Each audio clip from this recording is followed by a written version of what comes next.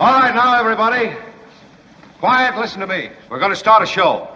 Now, some of you people have been with me before. You know it's going to be a tough grind, but we're going to have a show.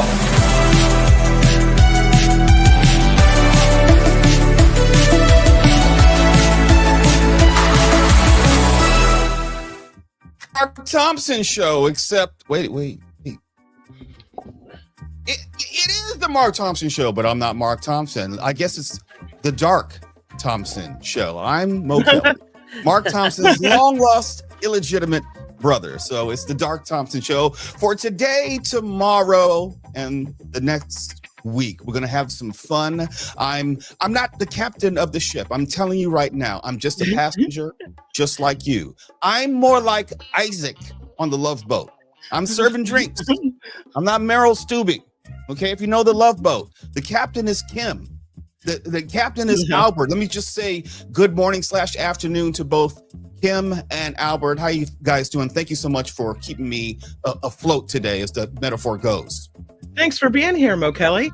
Absolutely. I look, Mark asked me, it's like, Mo, I know you just left KFI. Are you available? Is this something you want to do? It's like, whoa, say less. Absolutely. I'm going to be right here, if only because I love talking all things politics, and that's what we're going to do. If you don't know me, I'm a former radio producer for Jim Rome, so I may have some sports analogies. If you don't know me, I'm a former producer for Ryan Seacrest, so I'll talk some things entertainment. I used to be a producer for Tavis Smiley for all things politics and popular culture. So we're going to hit the whole gamut today. We have a great show. We got to talk about Nancy Pelosi retiring, leaving Congress in 2027. Have a lot of thoughts about that. We have to talk about what is going on in the Oval Office. Well, not necessarily what's going on in the Oval Office, but the sign outside the Oval Office. And it's just as tacky as you may think. We have to talk about the shutdown and what is happening at 40% of major airports, where Secretary Duffy, and let me just stop right there. Sean Duffy, who's the Secretary of Transportation, who's also, for some reason, the administrator for NASA. I'm not exactly sure how you can handle both jobs at the same time, but that's neither here nor there. Sean Duffy came out and said that there's going to be a 40% reduction, a 10% reduction in air traffic at 40 different airports, major airports. Now, we don't know which airports, but I'm definitely going to give you some insight as far as what happens behind the scene at some major airports. I have some family who used to work at LAX and told me all the horror stories, and I do mean horror stories, that you may not have heard because they just didn't hit the news. But I'm going to share some of those with you probably today. And along those lines, I know I'm not Mark Thompson, and I know you may be missing him already. Hey, which one do you use, Mark Thompson? You don't know. He's a good dude. He's a good dude. And so we're going to make sure that you have at least a little dose of Mark Thompson today. And he's going to be joining us, if you will. We have a previously recorded conversation that he had conducted with Patrick Weil, who's an aviation expert, a former airline executive, and we'll be able to talk to him about some of the things which are going on more generally. Now, just to let you know, that conversation was recorded prior to the events which have been happening in the news. We know about the UPS tragedy and that airline tragedy, but we're going to broaden the conversation and talk about this shutdown and what it means for you and me. And I think people have missed the moment. I think people have missed how the shutdown has unintended consequences for all of us. Now, we may look at it on the news. We may talk about it within the confines and parameters of SNAP or just aviation, but there are some really pointed failings of our government that you and I are going to feel. And I just want to say hello to Jim, who hits us in the chat. He says, good morning. And I want to say good morning to all of you. This is something that I've been looking forward to for the past week. I'm nervously excited. And I mean that, even though I've been doing this for the past 25 years, just in terms of working in radio, I am excited to be here. But let me caution you, and I'm going to be honest with you, and that's a part of everything I do. I try to be as honest and authentic as possible. There are going to be some times I piss you off, straight up. I'm going to make you mad. And sometimes I make myself mad. I'll go back and listen to some of the things I've said. And I said, Mo, what the hell were you talking about? What were you thinking? How did you miss the elephant in the room? And you know what? That's okay. That is okay. I don't need you to agree with everything I believe. I don't need you to like everything I say. But I hope that you will not question my sincerity in which I offer it. Because I believe that we as a nation can do better. I believe in our dialogue. We can do better. I think we can raise the caliber of our conversation. What I've been seeing and you've been seeing over the past 10 years, and if you want to coincide that with Donald Trump, yes, absolutely, I would blame him. But if you want to say that this nation has gone into the toilet starting in 2015, I would not disagree with you. But I would argue that a lot of that can be traced to social media, how we've lost the ability to see one another as fellow Americans. We use that phrase, but we don't mean that phrase. And so I'm not here to disparage anyone. I'm not here to denigrate anyone. I'm not, though, also going to lie to you. And I'm going to give you the truth as I see it. I'm a firm believer of right and wrong, less so of right and left. I do believe that which is right, small r, may sometimes fall more often on one side of the political aisle, especially as we look at the world today through the lens of President Trump. But I'm always going to be truthful in that regard. And let me start now, since we are officially underway with all the introductions. And, you know, if you're just tuning in, this is the Dark Thompson show, not to be confused with the show. I'm a little bit different and a little bit darker than Mark in more ways than one. You can read that however you want. But I wanted to start with Speaker Emerita Nancy Pelosi. And I got a news alert like you did very early this morning that the news was breaking that former Speaker of the House, Nancy Pelosi, would be stepping down, not running for re-election in 2026. So in other words, her term is going to end in January of 2027. And I was thinking about the contributions of Speaker Pelosi and whether she stayed too long or she left just at the right time. I want to say that it was the right thing to do and it was at the perfect time. Here's why. She may have been in Congress for 40 years. She may have been a polarizing figure for 40 years. And you may, even as a Democrat, didn't necessarily take kindly to her. You may have criticized some of her supposed missteps over the years. But I try to be a little bit more philosophical about the fullness of her career. And I do believe that she was one of the most effective speakers of the House that we've seen since Tip O'Neill, no exaggeration.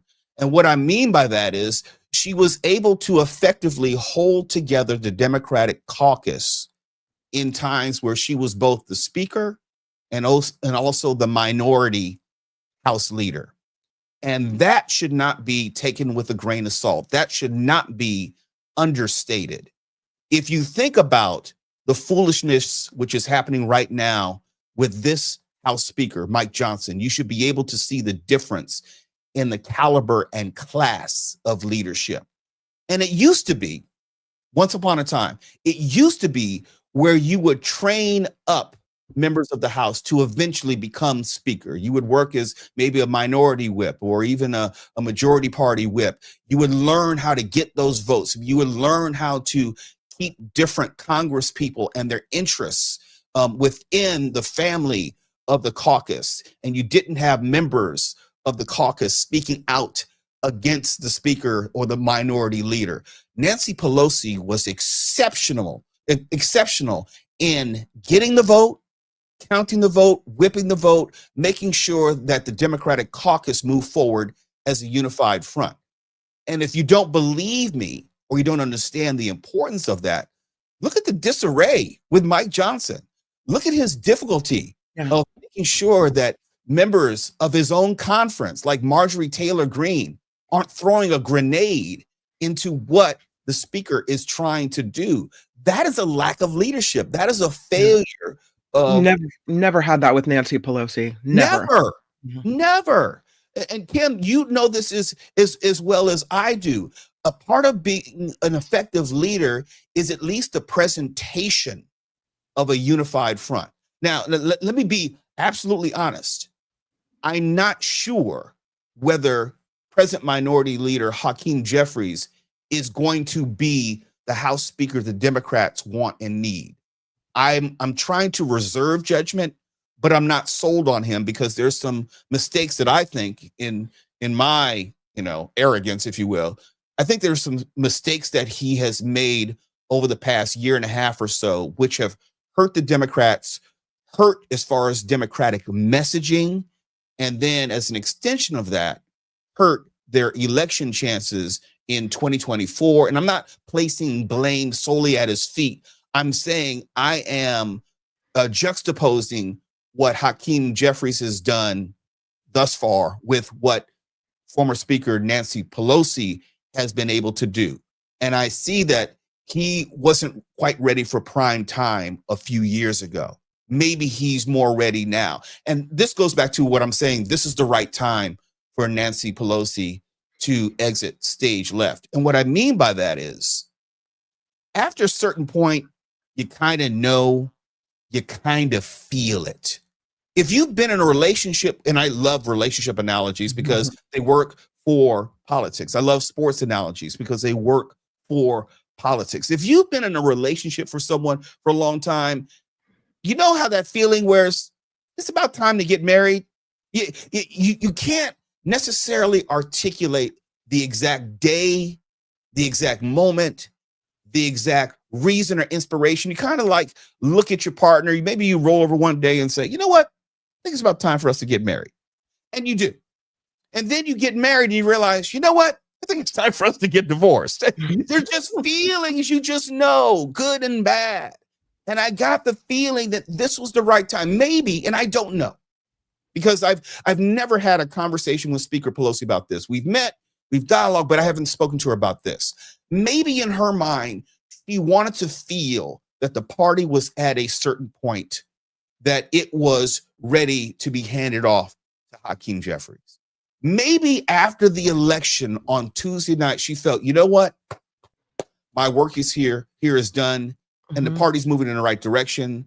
The party seems to be supporting Hakeem Jeffries, and the No Kings movement will generate enough momentum on its own where me as Speaker Pelosi, my time is done, and I am reminiscent of days gone by and an bygone era. Maybe that's it.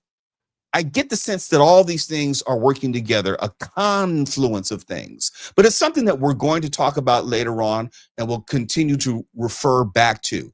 But as I said at the top, there was the big news of how our airports are going to be cutting back. The major airports are going to be cutting back on some of the traffic, some 10% of the traffic at 40 different airports, major airports around the nation. And if you don't know me, and some of you may be hearing me or seeing me for the first time, we're getting ready to go to a conversation with Mark Thompson and Patrick Weil, an aviation expert, our aviation expert here on the Mark Thompson Show. But before we do, I just want to let you know, I'm a person, I don't even like to fly.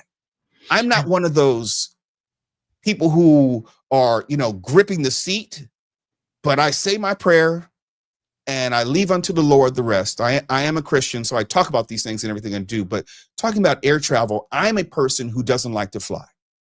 And I knew when this shutdown came down that there would be unintended consequences of it. You can't tell me that fewer air traffic controllers means that you and I are more safe. And I'm not trying to make a connection between the UPS crash and air traffic controllers. Right. I am saying that there will be other incidents that are happening right now that you and I aren't knowing about because they won't divulge it to us. I know enough about the airline industry where all the near misses, You don't hear about all of them. All the incidents that you may hear about on planes, the behavior of people, we don't hear about them. We will later on. But I think it is something that it should not be taken lightly as far as the diminishing safety of airline travel, specifically connected to the shutdown. So right now, Albert's going to help me. We're going to go to a conversation between Mark Thompson and also Patrick Weil discussing aviation more generally. They are kissing my ass.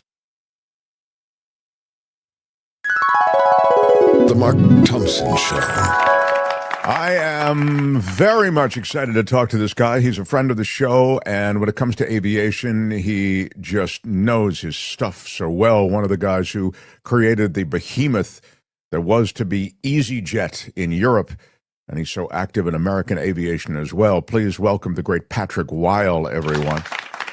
Well, thank you, Mark. Thank you. Good Yeah. I'm so excited to have you here because I've actually wanted to talk to you now for a couple of weeks as this government shutdown has gone week after week. I think one of the ways that the shoe really pinches for Americans is the ripple effect of air traffic control, sick outs, slowdowns, and flight delays.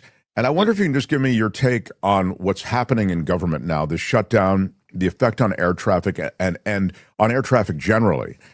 And maybe we can get to some possible solutions on down the way. Well, I mean, I first think of all of the, the difficulty with, having an air traffic control system under the guise of the government itself, because it's a political football, plain and simple, either whatever side you're on or not. Should not be held a gun to the hostage of the flying public. I think it's absolutely criminal to do that. I think a European model like they have in the UK would be the best solution, where the government still manages the air traffic control, but the controllers themselves are privatized, and just to get the fees that you pay in your airline ticket to pay those controllers directly, so that there's no ifs, ands, or buts about budget and this and that. I think would be the practical solution. Well, we have a lot of private-public partnerships like that in American government now, so that's not so surprising. What's happening as you see it? I mean, I see headlines. I see United Airlines, they clipped each other's wings, and I see flight delays that are averaging an hour. I've seen Reagan National Airport shut down because of a bomb scare. And tell me how chaotic it is and what's your take on that? What's happening now?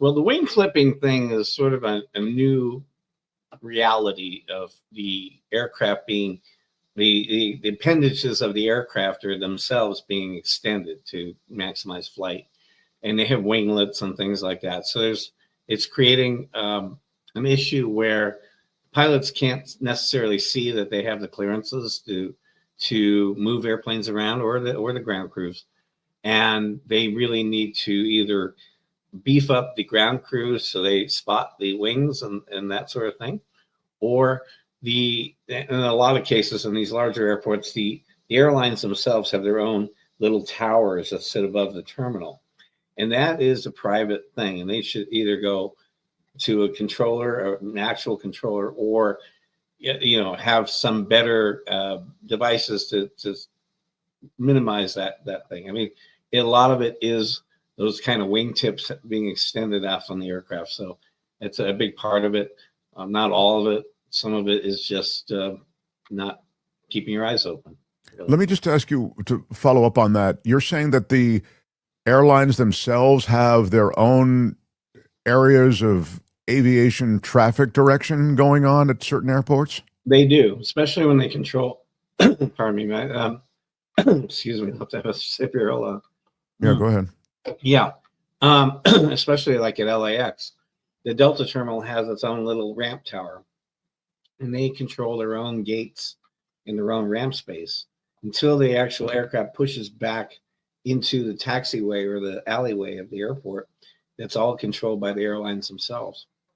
Yep. And you're saying that is something that you'd like to see change, or you'd like to see that integrated into the system that the existing system that you would also like to see morph into more of a private public enterprise? Yeah, I think so. Well, I mean, it's a difficult task for the air traffic controllers in the tower to see every little thing going on their particular ramp. But I think that the training needs to be beefed up to a federal standard with the actual employees of the air carrier, or having, I would say, contract employees that are trained a little bit higher than the airline standard. I think that would mitigate a lot of the accidents. You mentioned Britain. Tell me how things are handled generally in Europe. Is this situation with air traffic controllers in Europe generally one that's a governmental relationship with private industry at the center of it, or how does it shake out across much of Europe? Okay, well, when the EU became the EU, basically about 20, 30 years ago, every country had its own air traffic control area or area of responsibility. That all sort of became a gigantic mess, especially planes crossing the Atlantic, going to Germany, France, UK, Poland, et cetera, et cetera. So the United Kingdom, since they're the first line of the European universe, they incorporated a business called NATS, National Air Transport Safety, and it became the standard, really, of the air traffic control system in Europe. So once aircraft cross that first line of the European Union, they then are farmed out to Germany, has a private air ATC, France does as well, and Spain also. So those three or four countries manage the entire European continent. And then beyond that, it's Russia and some other places. And it's all managed by the UN, actually. Oh, that's fascinating. It is? Yeah. And what does that mean, it's all managed by the UN? What is the management aspect of it? So all the air traffic control, except for the US and Russia and some large in China probably, are all regulated, and the rules are made by the UN body called the IACO, or the International Air Carrier Organization. And that body relegates, say if I fly, you're going to fly to Colombia, for instance. So if you were leaving Miami and you took off on an American Airlines, Delta, whatever it is, you would take off, you'd be out of the US airspace in about 20 minutes. From that point, the plane contacts the Cuban air traffic control, and you fly over Cuba. And the US government isn't involved in that, but the airlines directly pay the UN body for the overflight rights to do that. And then everybody gets their check and money and so forth and so on. And your airplane is handled by Cuban air traffic controllers until it leaves their airspace. And so you're saying then that process is repeated as you continue on down. If you were flying all the way to Buenos Aires or something, it would be repeated, the handoff. Exactly. Yeah, it's mind-boggling. That's why when I'm producing a TV show about the airlines, just people can understand these relationships, because they absolutely have no concept of it, and it happens every day. Well, it's such a high wire act, with so many planes in the air. And so let's get back quickly in our last minute or so here to the situation in the U.S. How bad is it right now with this government shutdown? Well, we have 13,000 air traffic controllers that haven't been paid in over almost a month now. And the call outs for being sick and all that sort of thing is starting to really pile up. And at some point, I was watching Sean Duffy say that, you're going to have to pull the plug on the entire system in a couple of weeks if they can't get this resolved. So, it's really a sad state of affairs that we have to rely on, whichever the way the wind blows. I mean, just ridiculous. The notion that the political chess match could in any way involve the traveling public and involve those people who are earnestly working to serve the traveling public. I mean, the air traffic controllers are people, showing up to work, and if you can make them essential workers, you view them at which they are, you can force them to work, then you can force the government to pay them. I've never understood this. Neither have I. And it's, like I said, it didn't work when Europe became the EU, and it worked out, and they figured out a solution for it. And I think we can too. And it also hurts the airlines. If the airlines have to shut down, that's a massive industry, and then everybody in their world in the United States is not going to be going home for Thanksgiving. I can tell you that right Sure. now. No, it's hitting at a very tough time, but regardless of the time, it's really unacceptable. Patrick, love having you as a resource at times like this and beyond. Please stay in touch. And, when your show, I know you're working on this television show, when that drops, we'll support it. So please come through. We've got Patrick Warburton as our mouthpiece now for it. So everybody's pretty excited about him being on board. Great. Yeah. Yep. He's two Patricks on board a project. How could it miss? Patrick Weil, everyone. Thank you, Patrick. Talk soon. The Mark Thompson Show. Bo Kelly here, in for Mark Thompson. I really appreciated that conversation. If you're just tuning in, I'm in for Mark all the way through next week. And we just had that conversation between Mark and Patrick Weil. I want to take one thing out of that conversation I thought was fascinating. When Patrick talked about how Sean Duffy, Transportation Secretary, paraphrasing, saying that if this shutdown should continue, it may lead to the shutdown of the whole system. He said something to that effect. And not only do I agree with that, that's accurate. And part of the reason, I think, if you've been paying attention to this, why President Trump, all of a sudden, you could say, is so intent on ending the shutdown. Because if this shutdown should continue, and then you have the airline industry collapsing in on itself, and you combine that with the job losses, the federal job losses, and you combine that with the labor reports, which would start coming out eventually if you open up the government. And for you to delay that, it presents an economic picture which would be devastating in a political sense, I think, to Republicans. And Albert, I want to get your thoughts as someone who also knows something about the airline industry. My sister, she just retired from LAX, and she ran all of the ground transportation for LAX for years.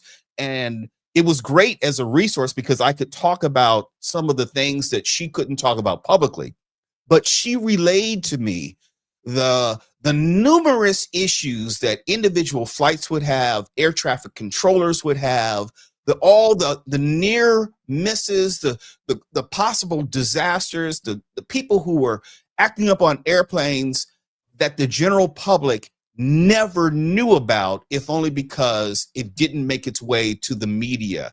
From your conversations, from your experience, just anecdotes, is that a similar sentiment that you would express? Oh yeah, and even with the air traffic controllers calling off or not even getting paid, a lot of times, if you get any inclement weather at any location, they're going to limit aircrafts because they can't handle all the aircrafts coming in and out. And that just creates a snowball of delays and stuff that all the airlines have to navigate through. But that's not on the airline. It's all just air traffic control. So just from the top, we can't even get our passengers where they need to get to go.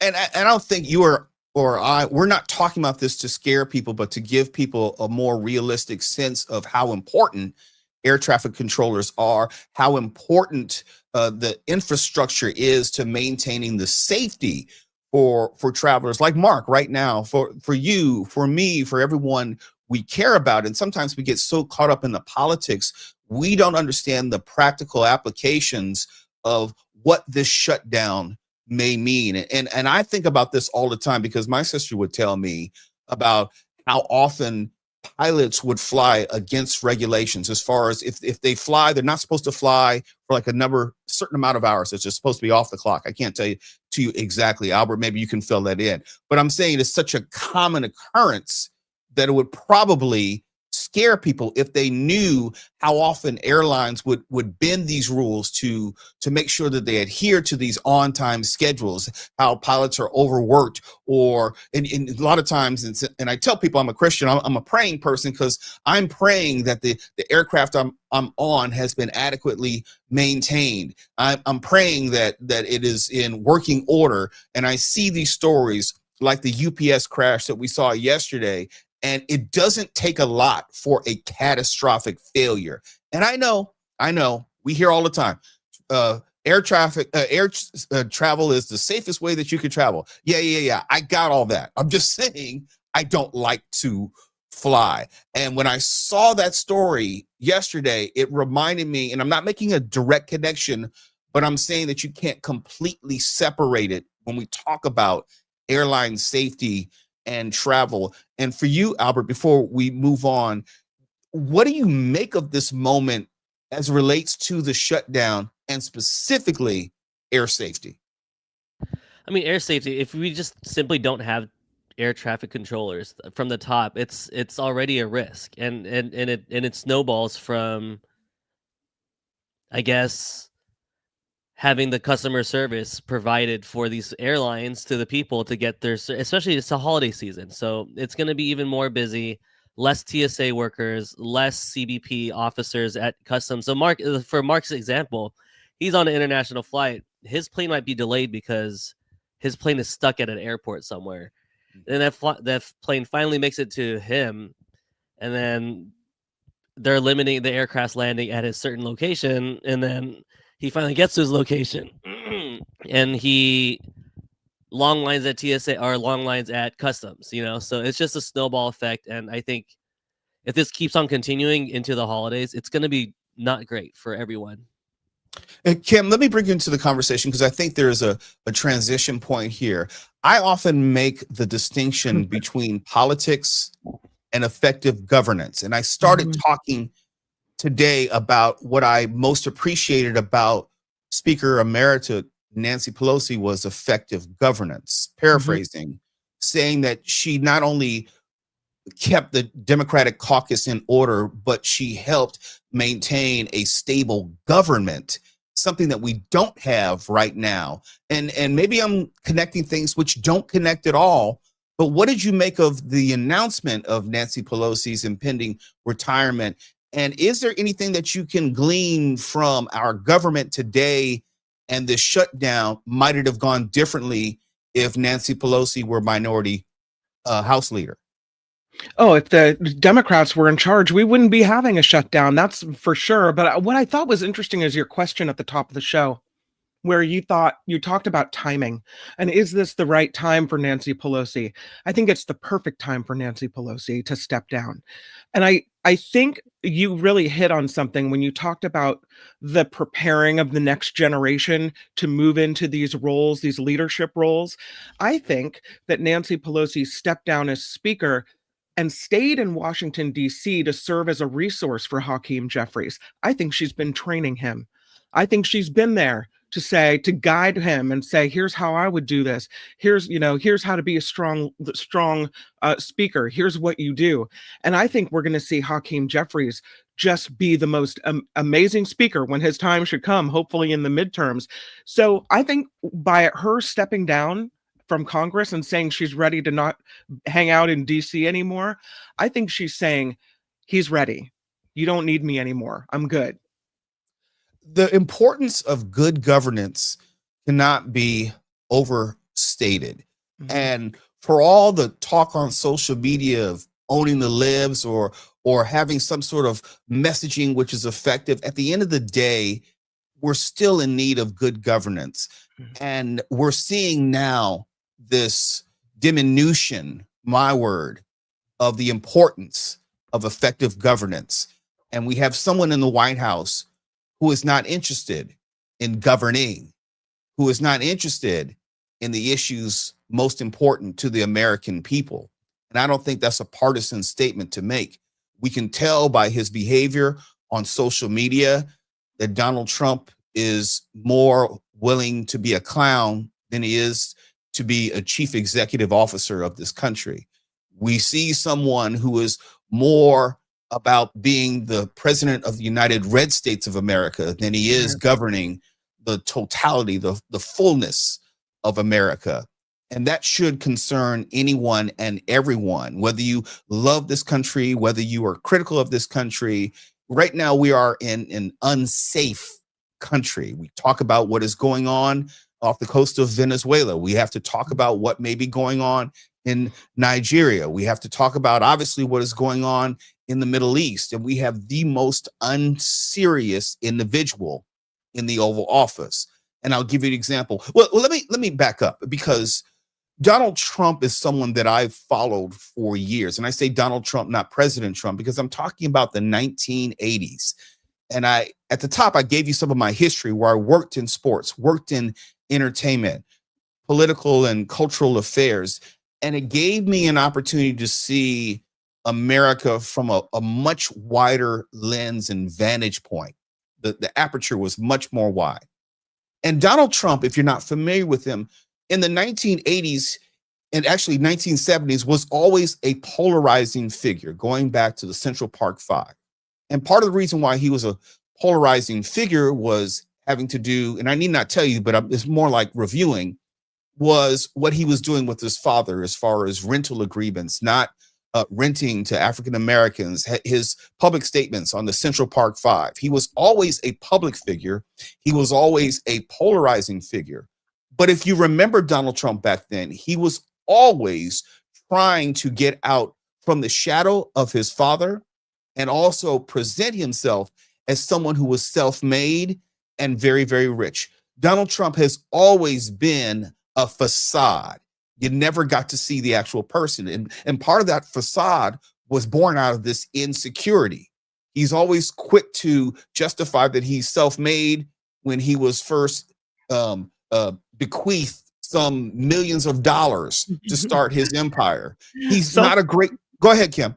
Self-made doesn't mean you inherited money and it's handed to you. Sorry. No, it's not. But that's the lie that he's always wanted to promote and promulgate, that he is this great businessman. And there's a point to this. I promise you, I'm getting there.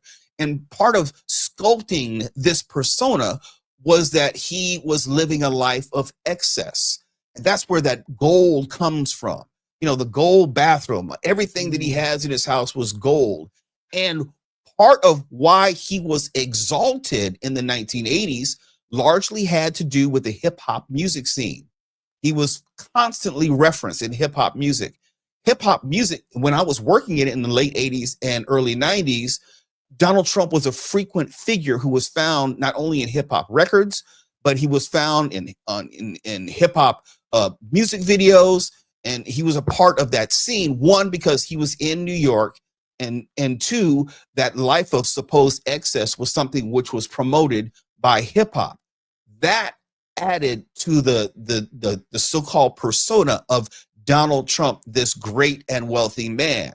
And also, hip hop was always well known to use gold. You would have the rappers, you'd see the gold chains, and Donald Trump and his affinity for gold fit within that caricature, if you will.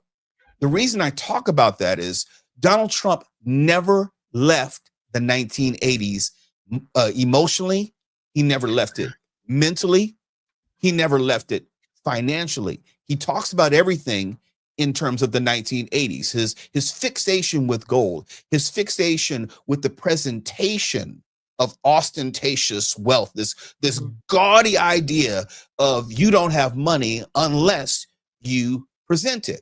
And there's this lie that he is this great real estate developer. It's been long said he's had, I don't know, some 6 bankruptcies. He bankrupted casinos. How is that even possible? So he's never been truly successful in the way that he fancies himself. But he tries to offset that with the public presentation of this gold, of this extreme wealth. If you've ever met a billionaire who's truly confident and comfortable in their wealth, they don't show it off. Mark Zuckerberg, you're lucky if you find him without a hoodie. Mark Cuban, he doesn't wear any type of jewelry. I don't think he ever shows off any of his houses or inside of it. Pick any of them. Even Elon Musk, you don't see his wealth. But Donald Trump and his personal insecurity dating back to the 1970s is on this treadmill trying to prove to you and me that he is wealthy. And he tells on himself. It's interesting because you would think that old money, right? People who come from a lot of money with the whole born with the silver spoon in your mouth, like he was kind of situation, wouldn't need to show it off. Like it just is. They wouldn't need to make a big to-do out of it because, yeah, I come from money. Yeah, I have, my family has a lot of money, and we don't need to flaunt it. Everyone just knows it. But it's interesting that he comes from old money, but acts like he just won the lottery. Right. And that goes back to my whole rapper comparison, because most of the rappers, you would watch the music videos, if you're old enough to remember them, and they would show the jets, the lavish lifestyle, the jacuzzi pools and the Moet and the champagne, all that kind of stuff, the supposed trappings of a lavish lifestyle, but they didn't really have it. They didn't have the cars. They didn't have the houses. And in large part, Donald Trump didn't have any of those things either. He didn't come by them earnestly. In other words, he was promulgating a lie that he was the billionaire that he espoused himself to be. And it's been widely covered how in Forbes he would inflate his wealth, asserting that he was worth 10 billion when in actuality he was only worth 1 billion. And amongst billionaires, that's a big deal. And he wanted to be accepted as part of the club when he really wasn't. That's part of the reason why he has this thing up his butt about the NFL, because he wanted to own an NFL franchise and the NFL turned him down. They did, you're not one of us. Like Kendrick Lamar said, not like us. He wants to be in that club, but is not actually in that club. The reason I talk about this, and I saw this story, Kim, thank you for sending it to me. But when I saw the story of how the White House put up this gold sign outside the Oval Office, and I said, there it is. Once again, Donald Trump is telling on himself and his insecurities, where he still equates the public presentation of gold or anything in gold as somehow demonstrative of wealth and power.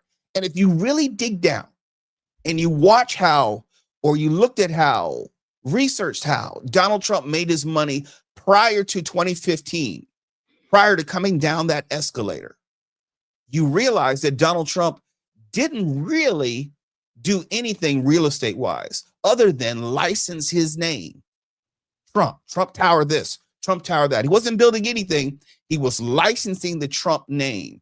And it gave the false impression that he created all these properties, these golf courses around the world, where he was just doing licensing deals. That has since now changed because he's doing crypto and other types of scams. But he was never the real estate developer that he wanted you and me to believe. But he did take something from that. He took from it the idea, and some people bought into it, that if you put your name on something, that makes people believe that you own it, or that you built it, or that your stamp, your imprimatur is on it, that somehow it makes it yours, when it's just you putting a gold sign on it. And then when I saw the video, and Albert's going to play for you in just a second, when I saw the video of now the Oval Office has the proverbial gold sign outside of it, once again, there's this insecure little boy who wants to prove to everyone that not only he's wealthy, that he's associated with all things gold, but the Oval Office now has his stamp on it. The White House and the ballroom has his stamp on it, and somehow he owns it. It's a variation on a theme. It was tacky then and gaudy then, and it's both now. Look at this. We've been closely tracking all the changes that President Trump has been making at the White House, and he just added another one.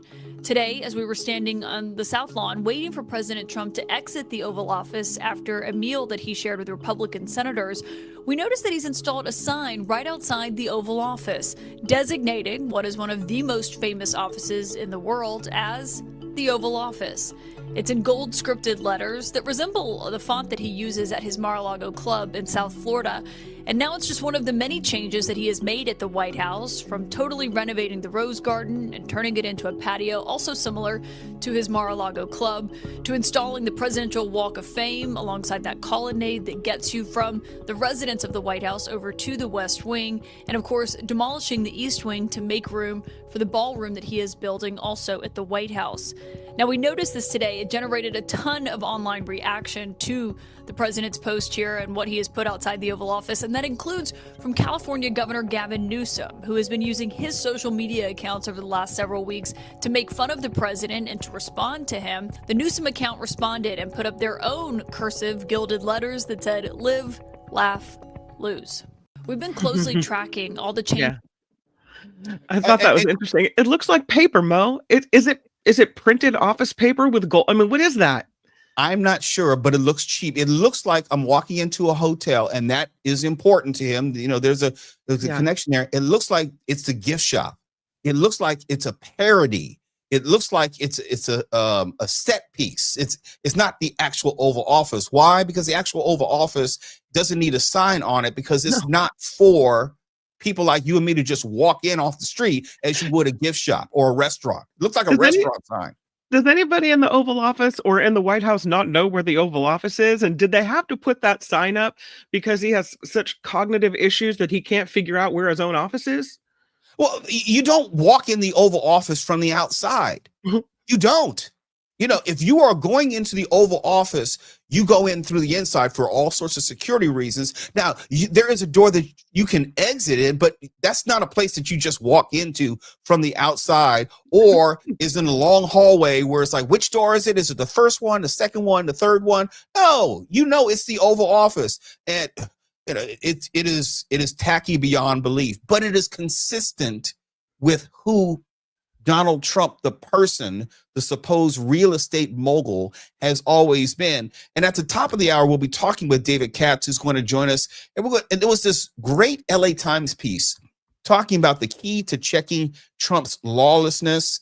I want to talk to him about that. I want to talk to him about the SCOTUS tariff fight. Maybe you've heard some of the ongoing argumentation. I thought it was fascinating. I don't know if it's going to change their ultimate decision, and I think it's going to be ideological along partisan lines, maybe a 5-4, but we'll definitely talk to David Katz about that. And I'll ask him about this whole psychological obsession with gold. It seems like he's fighting this invisible enemy of his childhood that he cannot ever get the approval of his late father. And we're consistently being bombarded with that. Does that make any sense, Kim? It seems like he's struggling for the affection of his father, and he's never going to get it, and he's abusing us like we're his stepchildren because of it. I feel like your analogy with the 80s is not something I had thought of before, and it really is brilliant. And he is stuck back in that time zone, and maybe it does have to do with daddy issues. Maybe it does have to do with, you know, he's trying to make his father proud from beyond the grave, and yes, we do all have to suffer because of it. I don't know, but it's just so icky. The whole gold, the White House dripping with gold, and the juxtaposition between that and what's happening with not being able to feed the poorest of the poor in America, of having the Halloween party with the Great Gatsby theme and the Roaring 20s the same day the SNAP benefits run out for the people who need to feed their kids, the fighting for health care. I mean, you got even Marjorie Taylor Greene's like, listen, I can't afford the health care. We got to fight for this. You know, and here he is with dripping gold signs and dripping gold this. So it's a sign of who we've got in the White House. It's our Marie Antoinette moment in this country. Yeah, we often say, you know, we wrongly use the metaphor or the analogy of let them eat cake, talking about this disconnect, the tone deafness. But this is exactly what you're talking about, Kim, where you have someone who's more concerned through action and oratory, concerned with the ballroom and concerned with putting gold, I call it gold lame. I don't think it's real gold, putting a sign outside the Oval Office, and completely seemingly indifferent to the struggles of everyday Americans. For as much talk as we debate about Wall Street versus Main Street, we have seen nothing from this president, and I think it's fair to say we've seen nothing from this president which addresses the ills and issues of everyday Americans. And that's supposedly what he ran on, you know, grocery prices, egg prices, milk prices, gas prices. And I'm not saying a president controls any of that. I'm saying That's what he ran on, as if that was important to him, as if those individuals who are struggling are important to him. I wasn't fooled by it. And I know anyone who's watching wasn't fooled by it. And I know I'm preaching to the proverbial choir, but it confounds me that there is no one in his ear to at least nudge him to say, Mr. President, this is probably not the visual that you would want at this time, given that the Democrats are gaining momentum, given that there's a government shutdown, given that historically the presidential party usually loses seats in the midterm, given your poll numbers in which you're more unpopular than ever, with the exception of January 6th. His polling numbers now are consistent with January 6th.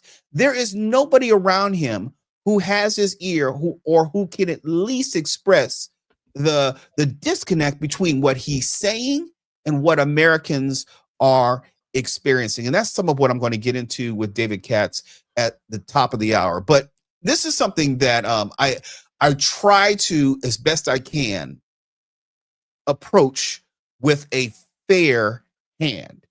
I tell people I'm an independent, but it doesn't mean I'm neutral. And there's a distinction to be made. I'm an independent, which means that I am not registered to any political party. I'm going to be honest, I vote for Democrats and Republicans freely. And if you know anything about Republicans in California are very different than Republicans nationally. So I think there's some daylight there, and depending on who you're talking about, I would maybe give more credit to. But as far as the national picture, let me be clear. The GOP is crazy. And I mean crazy with a capital K in a clinical sense. You would not be able to justify this rhetoric. You would not be able to in any way suggest that this is normal. And a lot of people voted for this crazy. I'm not a conspiracy theorist. I'm not going to sit here and say, well, Elon Musk changed the voting machines, or Elon Musk. I'm not one of those people. If you have evidence to that, send it to me. But until that time, I'm going to believe that Donald Trump was duly elected by the American people, because I believe that the American electorate has been sick for quite some time. And because they are sick, they will do things consistent with a person or people who are not thinking correctly. And also, there's this, and I'll definitely ask David Katz about this. The Republican Party knows that there are no consequences anymore, thanks to the Supreme Court. There are no consequences to anything Donald Trump does. Yep. And that's even after January 6th. There are no consequences because the Supreme Court said there are no consequences for a president. And so I intellectually understand why members of Congress are in lockstep with this president, regardless of how crazy he may act, regardless of how ridiculously he may behave, because there is no downside. There is no political consequence. There are no legal consequences to anything the president does.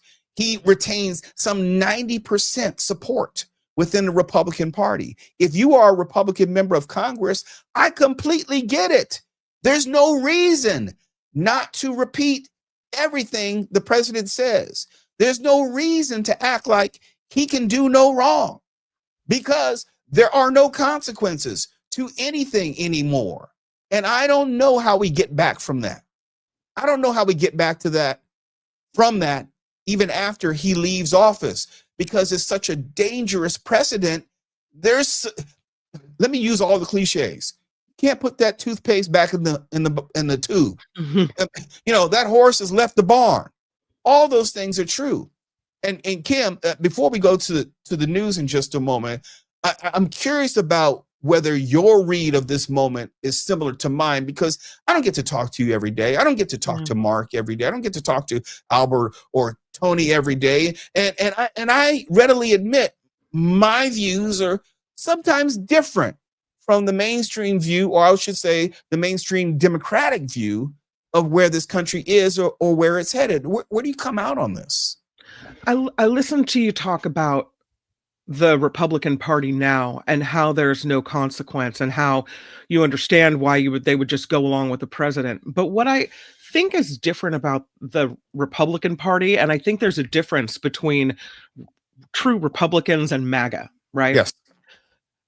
But for the sake of this conversation, we're kind of slurming them together, is that in the past, perhaps there were disagreements between Republicans and Democrats on fiscal policy, on reproductive rights, on all of these things that we could debate and argue.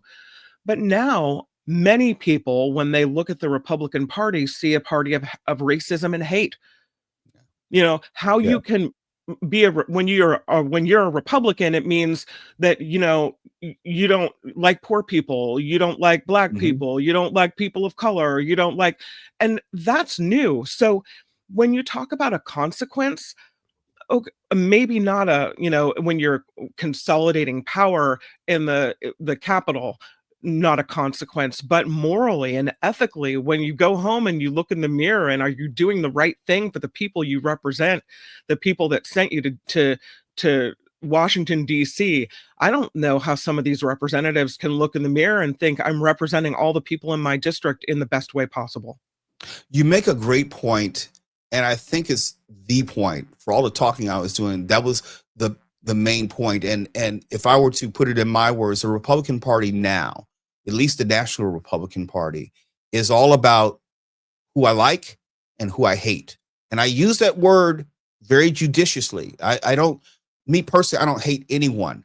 But what I see when I talk about the opposition to Zoran Mamdani, that's about hate. When you're using the iconography of 9/11 as an argument to not vote for Mamdani, we're talking about hate.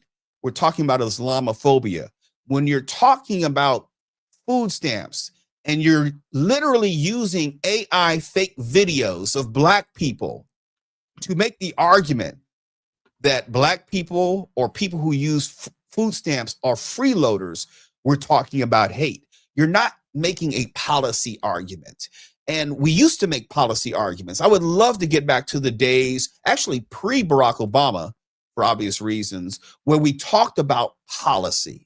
It's not that we didn't have issues of race. It's not that we didn't have issues with immigration. Go back to Ronald Reagan and the Immigration Act of 1986. But how we talked about them, how we tried to reconcile our positions, very different than what we do today. And I would love to get back to that, but I don't know if we ever will get back to that or whether we can get back to that. So let me get off that soapbox and let's get some of the news from Kim is going to bring it to us. And then after that, we'll be joined by former federal prosecutor and now defense attorney, David Katz. Kim, take it away. The Mark Thompson Show.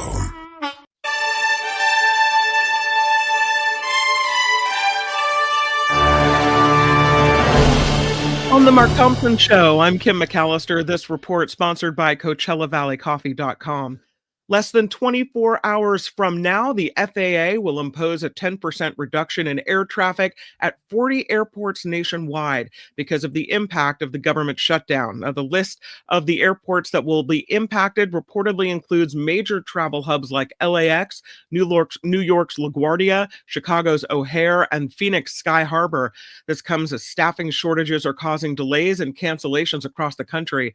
Transportation Secretary Sean Duffy acknowledging the move will cause an increase in delays, to say the least. Duffy says it's to help with air traffic controller shortages and to help the controllers deal with fatigue. They've been working without pay because of the shutdown. Nothing! Get nothing indeed. The Supreme Court now weighing the legality of President Trump's tariffs, something that Mo and David Katz will be discussing in moments. The justices heard arguments yesterday after the High Court agreed to fast-track the case. The tariffs will stay in place until the court makes a decision. President did not attend after initially saying he was considering the unprecedented move of doing so. As Mo mentioned, the former Speaker of the House, Nancy Pelosi, is calling it quits after nearly 4 decades in Congress. The first and only woman to serve as Speaker announced today she is not running for re-election. She said with a grateful heart, she looks forward to her final year of service. Fresh off his victory on Election Day, New York City Mayor-elect Zohran Mamdani is getting his transition team together and heading to the annual Somos conference in Puerto Rico. Mamdani is assembling an all-female team that includes former Deputy Mayor Maria Torres Springer, former de Blasio political strategist Ilana Leopold, and former Federal Trade Commission Chair Lena Khan. This as President Trump has a warning for the Democratic Socialists, saying he needs to be nice to him since the president needs to approve a lot of things for New York City. So he's warning Mamdani to play nice. Already started. It's already begun. The Justice Department is preparing to issue grand jury subpoenas in the investigation into former CIA Director John Brennan. That, according to multiple reports. The investigation is related to Brennan's handling of allegations of Russian interference in the 2016 presidential election. Brennan served as CIA Director under former President Obama, and he has denied any wrongdoing. That UPS plane that crashed, killing at least a dozen people in Louisville, was 34 years old and had recently been repaired. The FAA records show it was grounded for weeks before the accident, and it had a fuel tank repair. The jet crashed Tuesday while taking off from Louisville Muhammad Ali International Airport, causing a massive explosion. The cost for weight loss drugs will drop for some Americans. See, Trump knows what's important, Mo Kelly. Yeah, okay. Speaking from the White House, Trump says this means the drugs, including Ozempic and Wegovy, could be available for as little as $149 a month. The drugs currently, come on, America. The drugs currently go for over $1,000 a month and are not covered for weight loss under Medicare. The deal with pharma giants Eli Lilly and Novo Nordisk. So we have that coming our way. At least some low-income Americans who rely on SNAP will get to eat, Mo. As the government shutdown rolls on, the USDA said 65% of benefits will be paid this month. That's more than the 50% that was previously announced. Hey, Kim, can I jump in there? Yeah. If you know anything about SNAP, and I don't know a lot, but I know enough that we're only talking about $350 a month per family. And if you're saying 65% of that, I'm not great in math, that's not more than $200. Take 35% off of your income or anyone's income, and that would be disastrous. And although we can say that it's positive, that 65%, any percentage is better than none, let's not lose sight of the fact that people who are already hurting before the shutdown are still going to be hurting even more. There are degrees to pain. And just because you haven't taken the full brunt of the pain doesn't mean that it really doesn't suck for people out there right now. We had a newsroom challenge at KGO to see if the staff would be able to survive on what the SNAP benefits would be. This was, God, it must have been 10 years ago. Currently, a modestly priced meal costs $3.41, and that is 20% more than the maximum SNAP benefit. Back then, and I don't know if this is still what it is, but it was you had to spend not more than $2.17 per meal. I couldn't do it. Most of us couldn't do it. Not at all. I mean, unless you had a Costco hot dog every day, right? You can't. I don't think I don't think you can buy hot prepared food with SNAP at all. And certainly you can't have healthy meals, because we know that cheap meals are the unhealthy trash, right? You could buy fruits and vegetables, but that also presupposes that you have the time, because a lot of people on SNAP are working. Mm-hmm. You have the time and the wherewithal to create all of these meals from scratch, especially if you're talking about kids. It's not as easy as people want to make it. And I hate the fact, and I say this because my father grew up dirt poor in segregated Lynchburg, Virginia. So I'm speaking basically through my late father because of the stories that he told me and how difficult it was being on public assistance.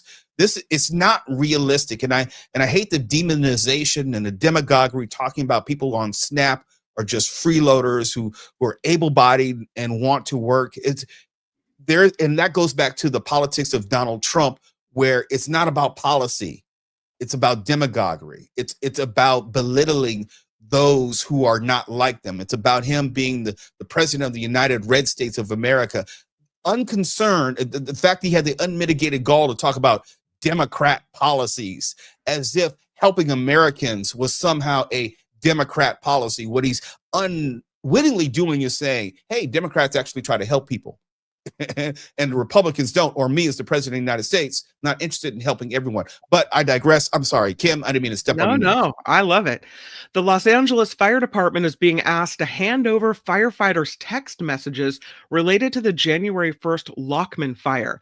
So that's the fire that continued to burn underground and then reignited, becoming the Palisades fire on January 7th.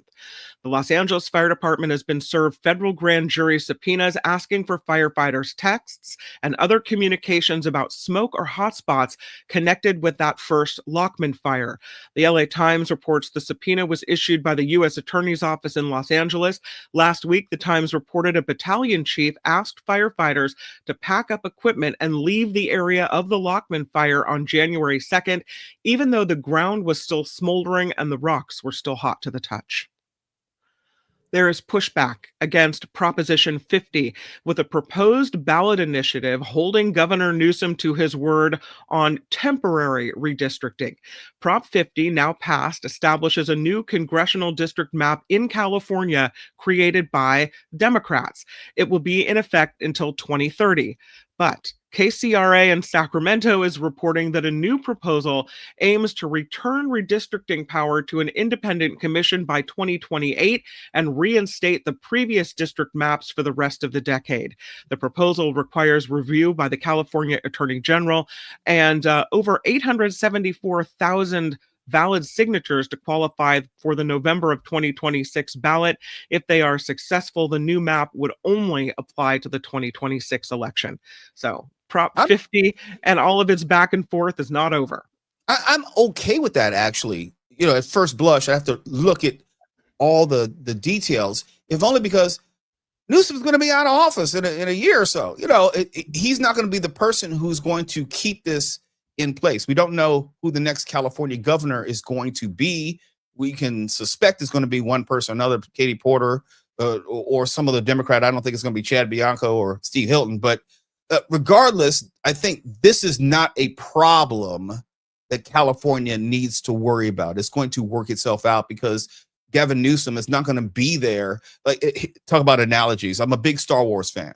And what is happening in America right now is very closely aligned to what Senator turned Emperor Palpatine turned, you know, the Dark Empire. Gavin Newsom is not going to be governor past next year. So this is not a problem that California has.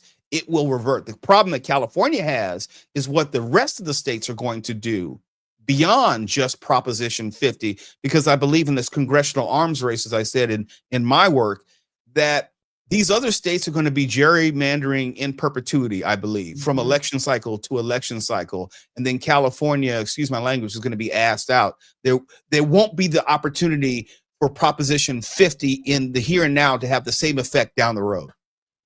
I was reading something about the desire and need for some type of federal law that would disallow gerrymandering, so that you wouldn't have this, you know, need to level the playing field with other states that are trying to you know, unbalance the system.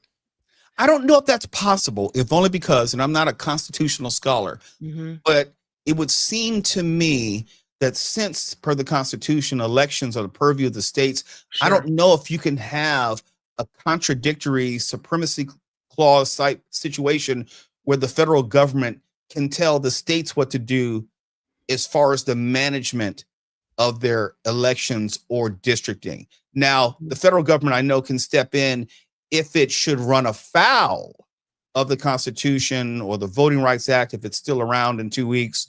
But I don't know if they can administer a federal law, which would be a good question for David Katz. Yeah. A federal law which would preemptively preclude these states from some of the funny business that they may be more inclined to consider in the age of Trump. But something to think about, definitely.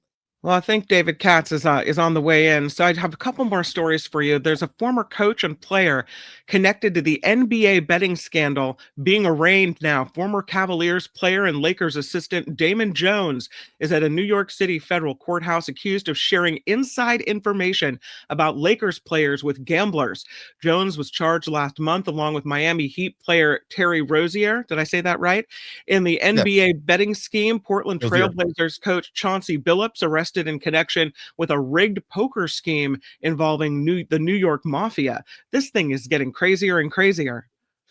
If you listen to me when I was on KFI, and I want to say shout out to Eric Lasardo, who's in the chat and watching via YouTube. He knows this. I talked about this almost a year ago of how gambling in sports was going to be professional sports undoing. We talked about the different scandals, baseball with Shohei Ohtani and his interpreter. We talked about the different NBA. There was Jonte Porter, who was banned from the league last year because of his betting. And we said there's so much betting and there's so much money and there's the embrace of betting by the sports leagues, be it DraftKings, FanDuel, Prize Picks.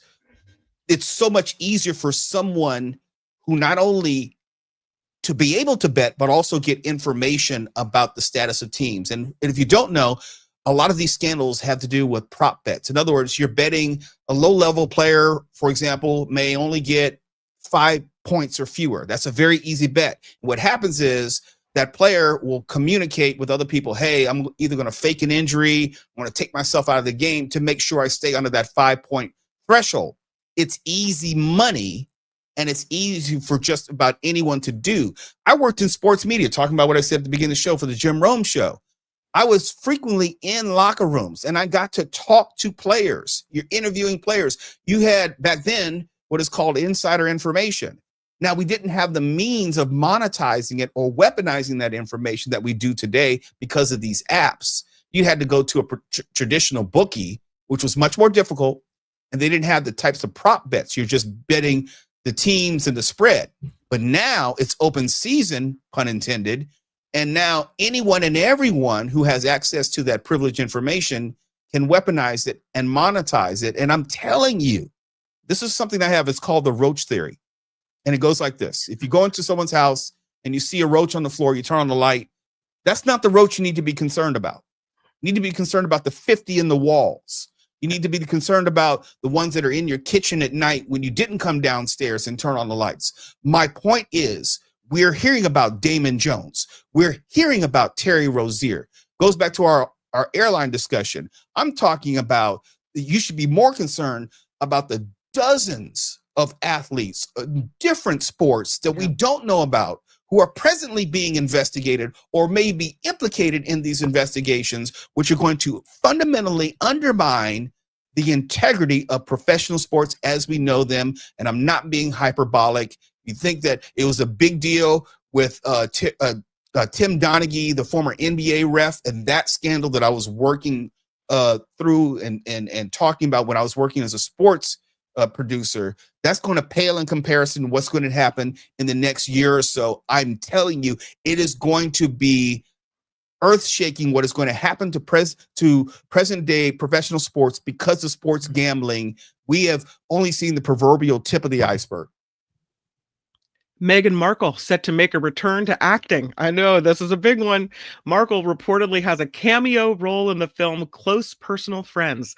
It stars Lily Collins, Jack Quaid, Brie Larson, and Henry Golding. Follows a regular couple who meets a celebrity couple while visiting Santa Barbara, California. Now, the Duchess of Sussex hasn't acted in more than 7 years since she married Prince Harry in 2018.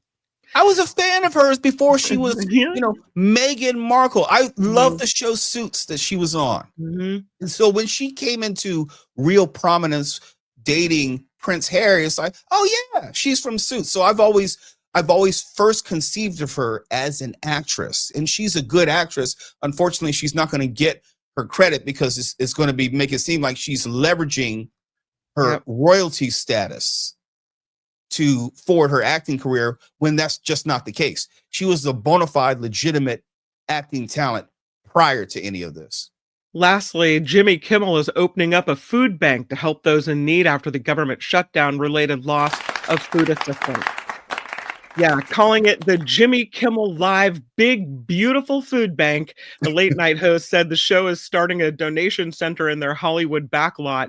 The announcement came after Trump threatened to withhold food assistance until Democrats reopen the government. This report is sponsored. Oh, did you have a comment? No, I'm just saying, imagine that. He would Imagine. threaten to withhold food assistance. Yes. Imagine Jimmy Kimmel being more of a leader than the leader of the United States. This report sponsored by CoachellaValleyCoffee.com. As Mark says, the best coffee you will ever put past your lips. It is also the best tea if you haven't had a chance to try it. So good. I'm partial, as you may know, to the vanilla tea. Also, the mango tea is super good. The Moroccan mint. They have also the lion's mane coffee and tea as well. So check it out, CoachellaValleyCoffee.com. Copious tasting notes will tell you exactly what you're about to buy. And if you do find something you're interested in, please do use the super secret code. It is Mark T, no spaces, Mark T at checkout, and that'll get you 10% off.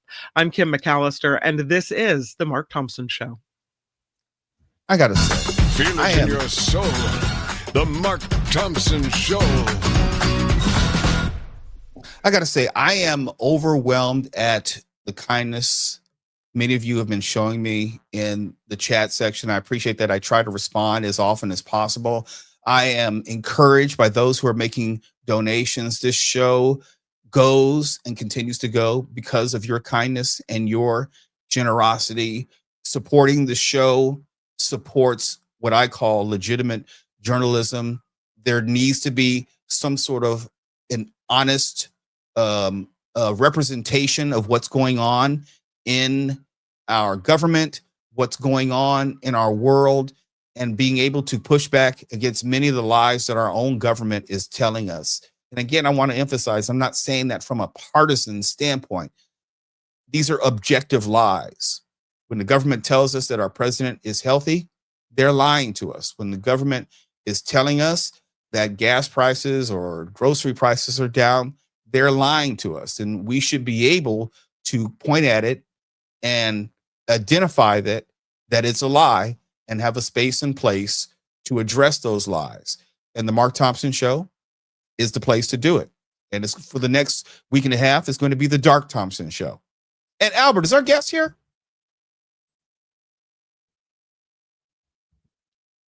Yeah, he's standing by. Okay, let's go to David Katz, former federal prosecutor and now defense attorney here in the Los Angeles area where I am based. And I can't wait to have this conversation because I'm not a legal scholar. I like to play one on social media and also the radio. Studied a little bit of law, but it was a career I was supposed to have coming out of Georgetown University many years ago. I didn't pursue it because it was too much damn reading. And so now I just talk about the law from a distance on the radio. David Katz, are you there? I sure am. Great to be with you. David, thank you so much for coming in. And I know you've been following these issues as I have, as far as the Supreme Court, as far as the tariffs and how the intersection of presidential power, this idea of a unitary executive, and how the SCOTUS is going to parse where the power of the president begins and ends vis-a-vis tariffs. Before we get to the SCOTUS, I would like to get your thoughts on what the law actually is regarding the president and the administration of tariffs. Well, there are many ways that a president acting along with Congress can impose tariffs. And it's been done for decades. Normally, Congress takes the lead. But if there's a bill, a president has to, veto or approve that bill like any other bill. But it normally originates with Congress, and it's handled by Congress. And there are trade committees that are kind of specialized in that. And then we have a U.S. trade representative that negotiates with different countries on the tariffs. But what we have now is totally extraordinary, and it's why I think that even this U.S. Supreme Court will strike it down and not allow these tariffs to stay in effect. They are being done under emergency legislation passed under Carter. And that emergency legislation under Carter is for a true emergency. To give you an example, in the 50 years almost since it was enacted, it's never been actually executed by any president. So it's obviously very unusual, very extraordinary. And the justification for it would be if something truly extraordinary had just happened.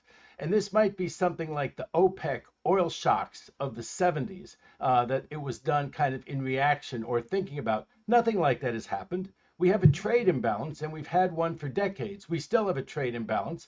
Ironically, the trade imbalance is even worse now, in part because of Trump's mismanagement of the economy.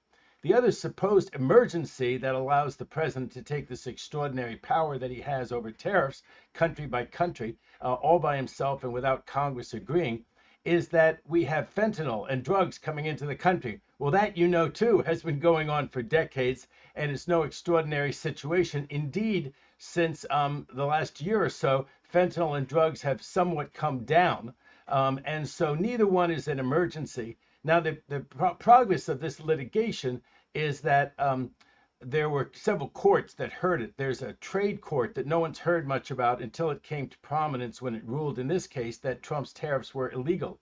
That went up to an appeals court in Washington, D.C. that has 11 members. They split 7-4 to say that these tariffs were illegal. They should not be imposed. There was no emergency that supported the president acting unilaterally as he has, but they did not stop or stay the collection of the taxes. Hey, David, let me just say, so let me jump in there real quick. These tariffs are still being collected. That's one of the anomalies. That's one of the reasons that people who think the Supreme Court is just going to rubber stamp what Trump did think that, despite my opinion and despite how the argument went just the other day, which was not well for Trump, they think, well, if the U.S. Supreme Court were really going to stop these tariffs from being collected, they would have stopped them already from being collected. But I have a theory on that, but let me let you talk. You're the host. Yeah, I'm curious. Just one thing I would disagree with you respectfully, and it's this.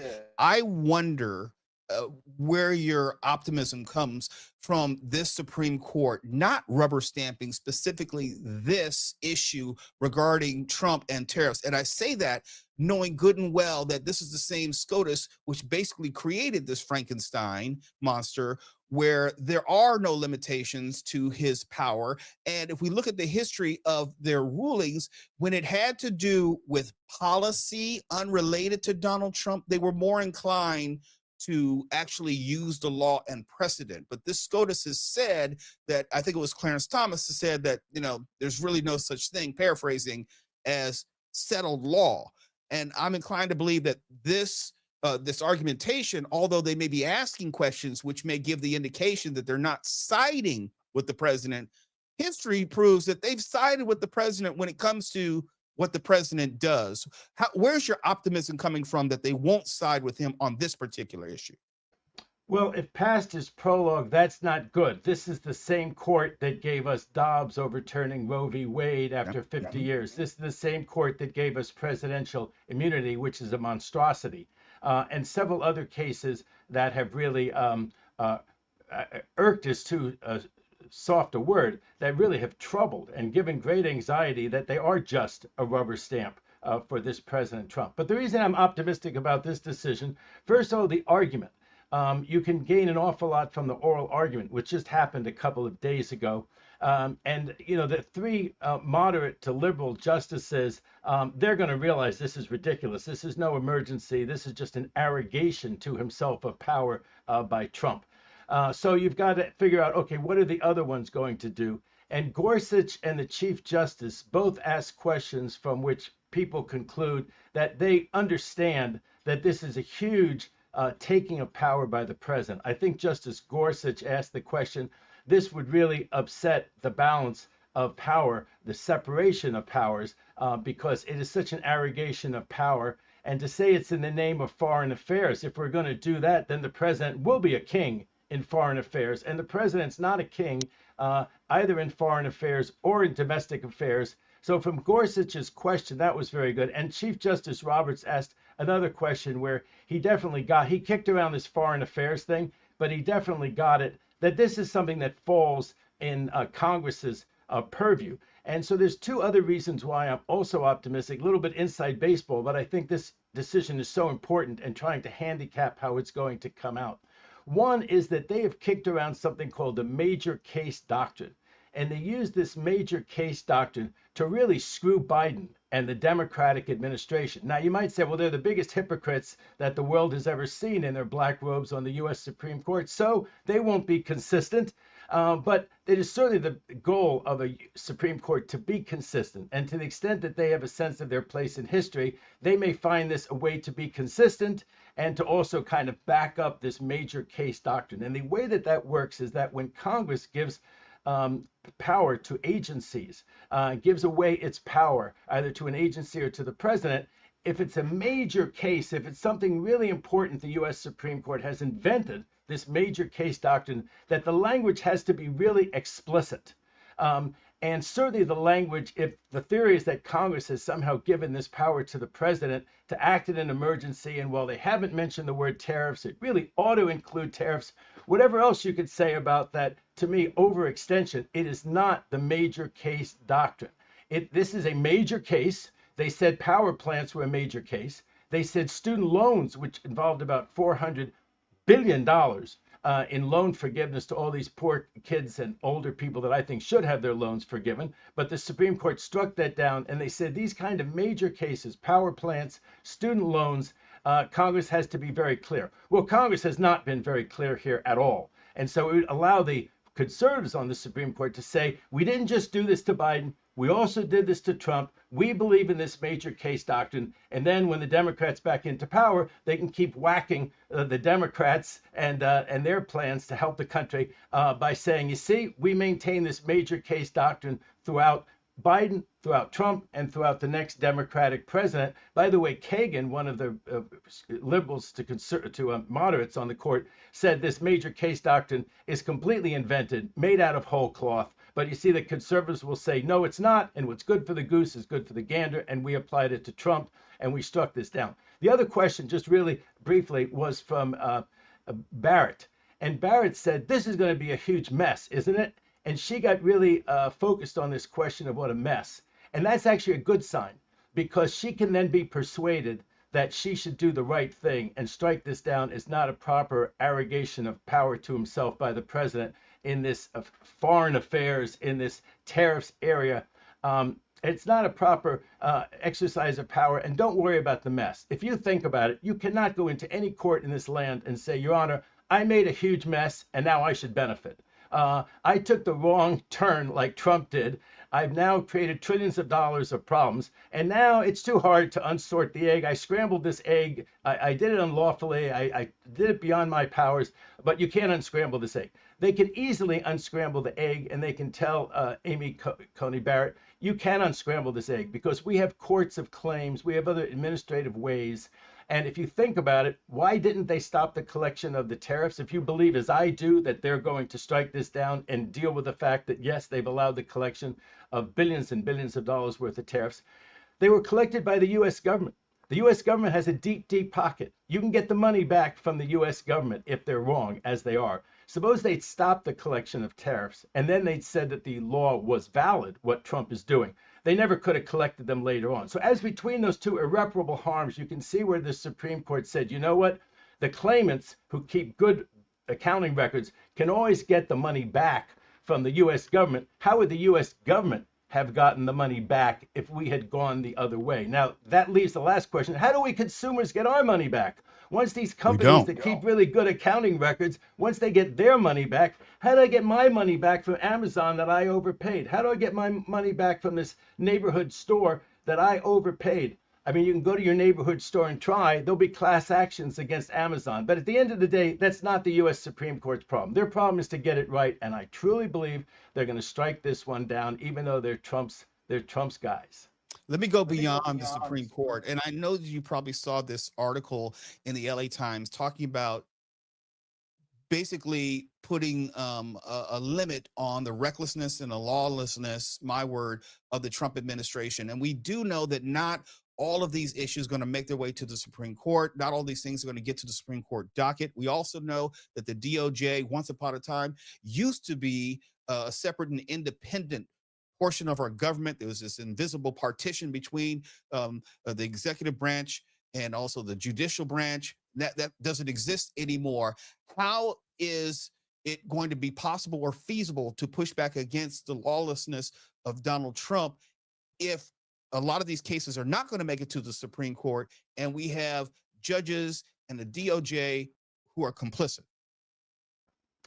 Well, come the restoration, there will be an accounting, and you hope that the accounting will be thorough and that, we get to overturn and undo some of these things that are being done. I've always said, the minute the Democrats have enough power to stop it, stop the ballroom. We don't need a huge ballroom. As far as I'm concerned, in the restoration, they should literally restore that building the way it was as best they can. And as a metaphor, as much as we can, we should try to restore things. Now, when it comes to, let's say, some of the pardons, there are outrageous pardons. There's the one that one of Trump's friends, I think she offered $200,000 to pardon her son, who had like a $5 million fraud. And Trump's people said, no, that's not enough. It needs to take $1 million.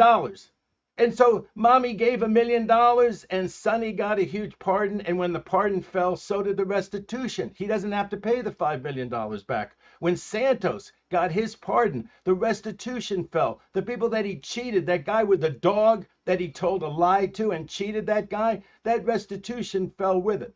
So there's some of that. There's people like Comey, who I think will ultimately have his case dismissed. He will win his case. He will not be convicted and sentenced in a court of law at the end of the day. Neither will that New York Attorney General, Letitia James. But will they go through enormous suffering and anxiety caused for nothing but vindictive reasons by Trump? Yes. And, there's no amount of money that's really going to make that whole. That's, Trump managed to bamboozle the voters, get himself in there. And he's doing an awful lot of awful things that probably can't get undone. When you come to the lawyers may have their day of reckoning, because the lawyers who have done things that violate bar rules will have to face the bar. And a lot of them may lose their licenses. And I think people like, I think Kash Patel's a lawyer. Bondi, the attorney general, is a lawyer. And I think they ought to have, among other people, a bar lawyer on speed dial. And that's going to, what happened with Eastman? Eastman got disbarred by the California bar after the advice that he gave to Trump, saying that he could have those slates and do all those shenanigans. And he never had to answer for it in a criminal court, but he had to answer before the California State Bar as to his unethical conduct. So I think that will be a big issue for some of the people that we hear about. There's not a, but by the way, I want to mention one thing before we don't have a chance to say it. I know you from 2018 when you were on CNN Newsroom at the same time that I was with John Voss. We sure did. And you were a great guest. And I was on with John Voss, where he had a left-wing guest and a right-wing guest. And then John would turn to me, fourth person at the table, and he would say, Mr. Katz, you an assistant U.S. attorney, what is the law on that? So I got to umpire. And then my friend said, you're umpiring and you're always calling balls on Trump. I said, well, if he does something legal, I'll say on national TV he did something legal. Let him do something legal so I can say he did something legal. But if he does something illegal Monday, Wednesday, and Friday, and I'm on Monday, Wednesday, and Friday, yes, 3 times a week I'm saying he did something illegal, because 3 times a week they're asking me about something illegal that Trump did. And that was the first term. This, of course, has been a horror show. This second term. David Katz, former federal prosecutor. I could speak to you all day, all night. I love the inside baseball part of all this, but we can't do it. But let's do it again. I'm quite sure we can do it again next week if you can join us with your wisdom. Delighted to be with you next Thursday. Absolutely. Best of luck to you on the show. Kim and I also go back to that era when I was on with you. When I was on with you in 2018 on CNN Newsroom, I was on with her on the Thurston Show, the Pat Thurston Show. Yes. Okay, shout out to Kim. Look at you, Kim, superstar. David Katz, thank you so much for that. Great to be with you. All right, Kim, you got name checked, so I have to bring you into the conversation. Yeah, I love Remember David Katz. 2018, it was a different world back then. God, part of me wants to just roll the clock back. Can we reset? Can we start again? Do over? I remember I watch a lot of Marvel movies, and there's this TV show, Marvel TV show called What If. It presupposes if this choice were made or this character made a different decision, how might the world turn out? And I think about that within the context of American politics.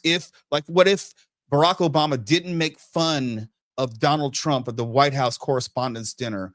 Would Trump have been so inclined to run for president? If those little moments, if Mitch McConnell grew a spine and actually did what he was supposed to do after January 6th, what would America look like right now? If Merrick Garland had actually done his job in the time that he was supposed to do his job and not wait and slow walk those cases, what would justice have looked like prior to the 2024 election? These are all the questions what I think about. What if Al Gore had won in 2000? Does that change what happens prior to 9/11 and after 9/11? And if Al Gore wins, does that mean we likely do not get Barack Obama, because you wouldn't have Bill Clinton to Al Gore to Barack Obama? I think about these things, like how these moments fundamentally change the trajectory of our country. And, I'm always going back to, what if Barack Obama didn't make fun of Donald Trump at the White House Correspondents' Dinner? Yep. And it's interesting, the domino effect that you would see throughout history. And I love your mind and the way it works. My thinking is, right now in the present, the reason that we've got Trump is because people voted for Trump, right? Yes. And so I saw this recent poll, they measure the approval rating of the president, and he's down to like 37% approval rating, according to the recent poll that I saw. And I wonder, does that mean people regret it? Does that mean if we held the election today that we wouldn't get the same result? Are people finally seeing it? Sometimes it takes a personal impact in order for you to feel something. Are people feeling the effect of healthcare costs rising? Do people see that the price at the grocery store isn't any lower than before the last election? We promised the price of eggs were going down, and nothing's really happened. Prices, if anything, have gone up, and tariffs have trashed the economy. The farmers are upset. Everybody's upset. So I wonder, are people wisening up? And does that mean that as you say, we can put the toothpaste back in the tube, that maybe there's a chance for us after all? This is going to piss off some people watching right now. Uh-oh. And I hope they'll receive it in the spirit of that I intended. When we were coming through the election cycle of 2024, there was a part of me not rooting for Donald Trump. Let me be clear. But part of me says that he almost needs to win for America to deal with the consequences of such a horrible choice that it could never happen again. Mm-hmm. What I mean by that is, if Kamala Harris, former Vice President Harris, had become president, MAGA, I believe, would have continued in a way which would have been unabated and made it almost impossible for her to govern in today's political environment.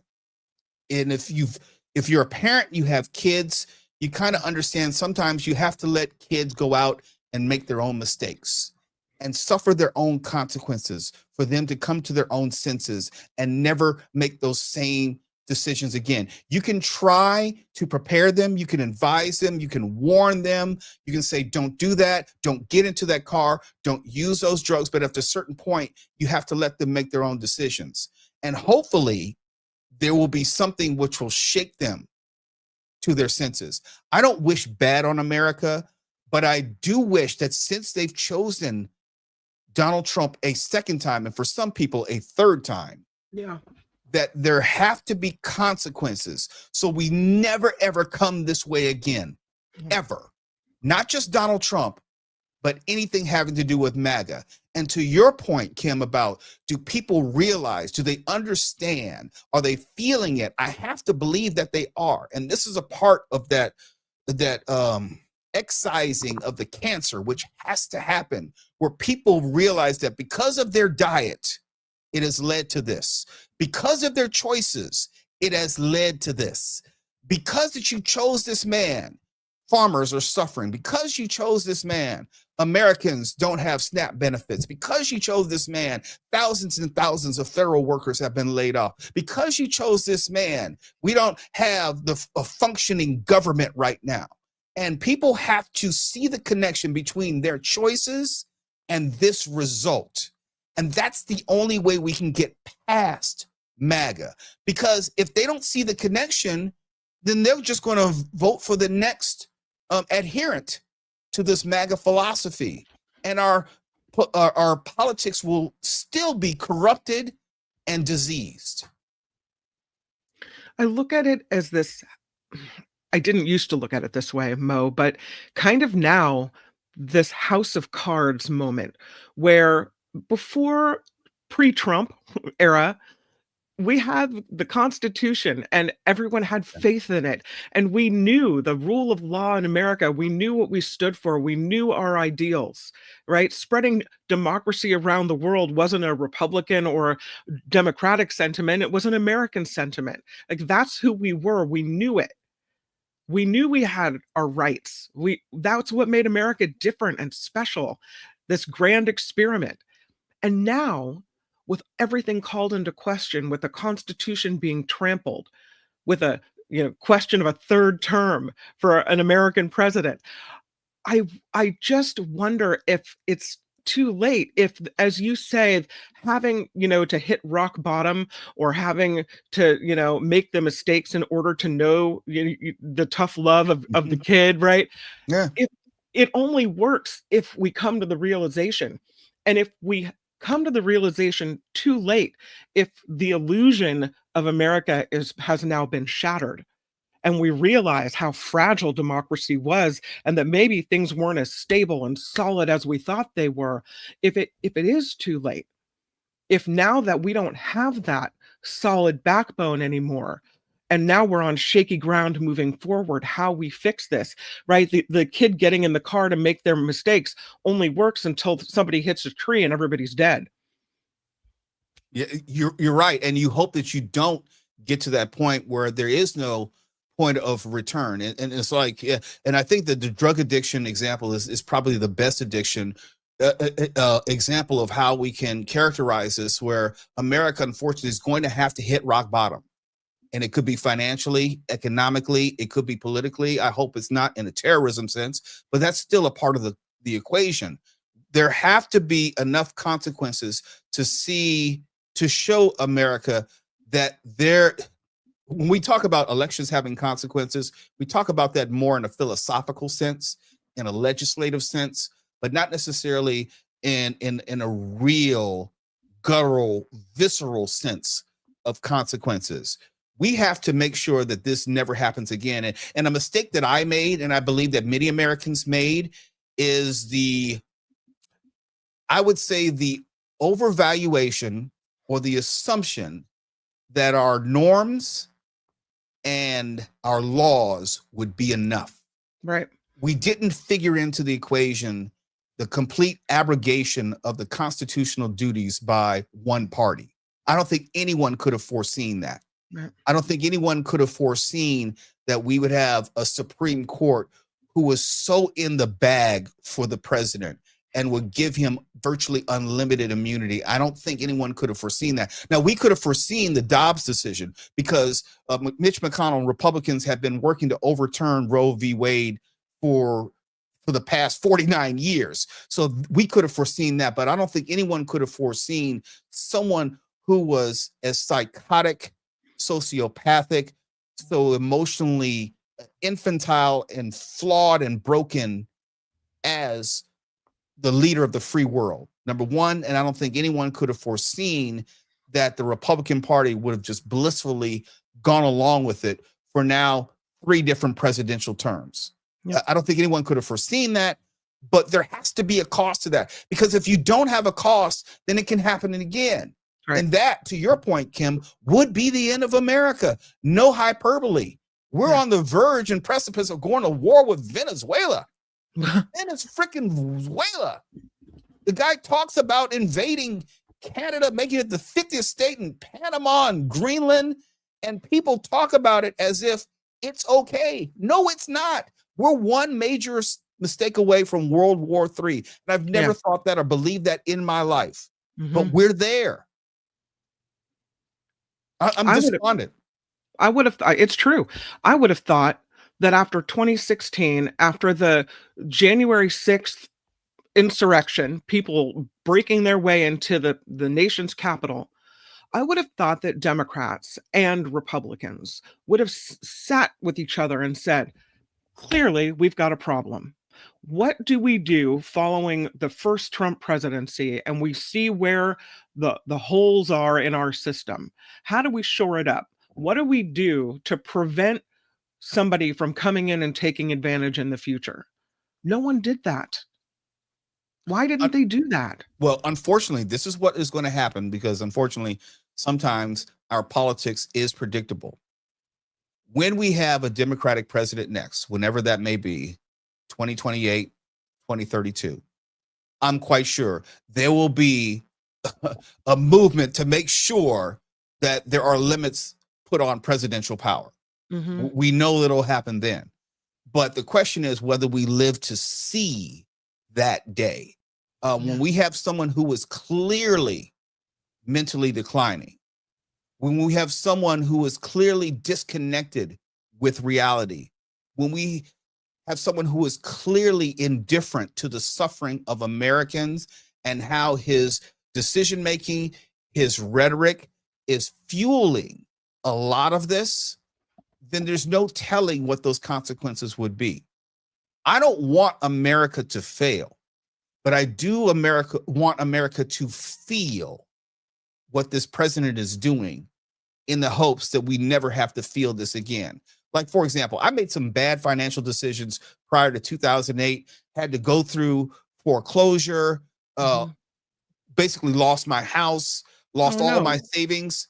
And I said then, I will never go through this again. I will not allow myself to be put in a situation where conceivably it might happen. And then, like, for example, you start living life, and then life tests you to see if you're true to your word. And you may lose a job, or you may have an illness or something. And thank goodness, thank the Lord, I'm not having to go through that again, because I swore to myself and I made sure that I would never go through it again. I think that has to happen for America. When we come out on the other side of this, however we come out, hopefully we'll come out in one piece, because I am rooting for America. But when we come out on the other side, there has to be the realization that we hit that proverbial rock bottom where we can say unified as Americans, irrespective of party or political preference, that we can never go through this again. And we haven't started to go through it yet, because when we come out of the shutdown, we'll get the real unemployment numbers. We will get a real sense of how much damage has been done that we'll have to undo. And that's part of the reason why I feel President Trump is not really arguing to end the shutdown, because as long as the shutdown goes on, he kind of runs unfettered and unmonitored, doing just about whatever he wants. And there are no actual congressional agents to push back on him at all. Marjorie Taylor Greene, and I say this sarcastically, God bless her, I appreciate what she's doing to present some sort of pushback, but it's nothing compared to what Congress can actually do. And Trump knows that the long as the government is shut down, he gets to do just about whatever he wants, including firing federal employees. He does not want this shutdown to end. Don't believe otherwise. He doesn't want it to end. That doesn't mean that the Democrats should cave. I'm saying the motivation for Trump is to keep this shutdown going. And when we do come out of it, whenever that is, we will better understand the full economic damage which has been done to this country. Some of it will be irreparable. I've never been this despondent and then this disenchanted with the future of America in the 56 years I've been on this earth. I've never seen anything like it. And I know that there have been a lot of comparisons that have been made to the unrest of 1968, but it's just not the same. Yes, we don't have the type of riots and racial unrest as of yet, but at least we had a president who cared about the country. And when you have a president who doesn't care about the country, or at least half of the country, then anything is possible. Anything is on the table. I'm surprised that we haven't had a Kent State moment. I really am. Given all the National Guard around the country, I'm surprised we haven't had the types of riots that we had in 1968, given the fomenting which is going on by this president. And as they say, it's going to get worse before it's going to get better, because this president is going to be more diminished in a year. He's going to be more desperate in a year. He's going to be more defiant and determined in this coming year. Why? Because we're coming to the midterms, and we know if he loses control of the House, a lot of this goes away. Get rid of Mike Johnson as Speaker, a lot of this changes. You have immediate impeachment proceedings. It's not going to lead to his removal, but it effectively ends his legislative agenda. And that's a start. That's a great start. But that's a year away, and who knows what's going to happen between now and then. We got a lot of super chats, super stickers. Pamela Kirby throwing in 10, saying, Mo, you've been so delightful on today's show. Wonderful addition to the Mark Thompson Show team. Thanks, Pamela Kirby. Thank you. Thank you. Really appreciate it. Richard Delamater throwing in a couple, says, welcome Mo in the know, everybody. Nice. Harry Magnum with a 5. I love the mojo, he says. As do I. PH Survivor 92 with a 20. Happy to support the Mark Thompson Show with Mo as guest host. News Lady Kim, fantastic. That's nice. Thank you. It keeps the show moving. So that's good. Thank you, PH Survivor. We appreciate that. Another from Delamater. Mo, don't sugarcoat it. We're with you and do not stop, he writes. Wes says, I grew up in New York in the 80s. Trump was a very well-known figure, as were his antics, with the 5. Oh, the Folly with a 5 as well, with a super sticker. Cindy with a 5. Great show. David Katz, thank you. She loves cats. Vilma with a 5. Mo, this is not a Dark Thompson show because you are a shining light speaking the truth about all the status of our country today. Thank you, Vilma. Appreciate it. So a lot of support for the Mo Thompson, or the Mo Thompson Show. Look, I said it before, and it bears mentioning again. I'm humbled that Mark thought enough of me, and Kim thought enough of me, and Albert thought enough of me to thought enough of me to sit in this chair. I take it very seriously, and I respect both the microphone and the chair. I can't fill Mark's shoes, and that's not false sincerity. He built this along with you, Kim, from the ground up, and I am basically just reaping the benefit of something that you two have built together. So I take it very seriously. I know that people who watch the Mark Thompson Show are very well informed, very passionate, and engaged, and I love that, because I'm not coming here to just tell you what the world is.